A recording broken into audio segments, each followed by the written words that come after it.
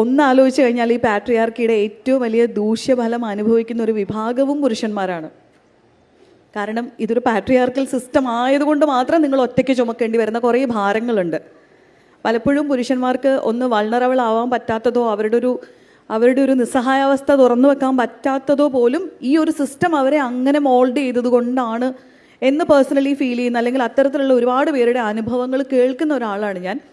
അപ്പോൾ ഒരു വശത്ത് ഇതിൻ്റെ പ്രിവിലേജുകളൊക്കെ അനുഭവിക്കുകയും ഇവിടെ ഭരിക്കുന്നു എന്ന് കരുതുകയും ചെയ്യുമ്പോൾ അതിൻ്റെയൊക്കെ ഭാരം ചുമന്നിട്ട് വീണു പോകുന്ന ഒരു വലിയ മെജോറിറ്റി ഉണ്ട് ഇവിടെ.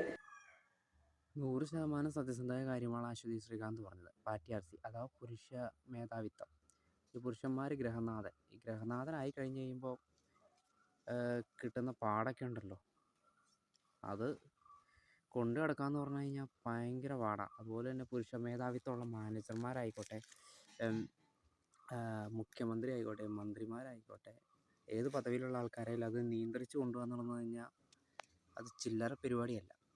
അത് വളരെ വളരെ ഒരു വലിയൊരു ടാസ്ക് പോലെയാണ്. എവറസ്റ്റ് കീഴടക്കണ എങ്ങനെയാണോ അതുമാതിരി ഒരു ടാസ്ക് പോലെയാണ് അത് ഈ അശ്വതി ശ്രീകാന്ത് പറഞ്ഞതല്ല. എല്ലാവരും പറഞ്ഞു പുരുഷന്മാരുടെ കീഴിൽ നിൽക്കണം, പുരുഷ മേധാവിത്വമാണെങ്കിൽ അവരത് തളർന്നു പോകണവരുണ്ട്. പ്രത്യേകിച്ച് ഈ കുടുംബകാര്യങ്ങളൊക്കെ ഏറ്റെടുത്ത് തീർക്കുന്ന പുരുഷന്മാർ, അവരൊക്കെ ഏറ്റെടുത്ത് നടത്തുമ്പോൾ ഒരു വീട്ടിലെ ചിലവ്, വീട്ടിലെ തന്നെ അവിവാഹിതരായിട്ടുള്ള കാര്യം കേട്ടോ, സാധാരണ മിഡിൽ ക്ലാസ് ഉള്ളവന്മാർ, മിഡിൽ ക്ലാസ് ചെയ്യുന്ന സാധാരണക്കാരുടെ ഗ്രഹനാഥിത്വം ഏറ്റെടുത്ത ചില ആളുകളൊക്കെ ഉണ്ടാവും. അപ്പോൾ അവർക്കൊക്കെ ഇത് കുടുംബം കൊണ്ടുപോകണം, ലോണ്, കാര്യങ്ങൾ, വീടിൻ്റെ പരിപാടി, സഹോദരിമാരുടെ കല്യാണം, അങ്ങനെ കുറേ വാഹനത്തിൻ്റെ ഇത്, അങ്ങനെയൊക്കെ കൊണ്ടു കിടക്കുമ്പോൾ കാര്യം ഗ്രഹനാഥനൊക്കെ തന്നെയാണെങ്കിൽ പോലും, അയാളുടെ കീഴിലാണെങ്കിൽ പോലും ഈ കൊണ്ടു കിടക്കുന്നതൊക്കെ വലിയ മേധാവിത്വത്തോടെ കൊണ്ടു കിടക്കുന്നത് വലിയ ടാസ്ക്കാണ്.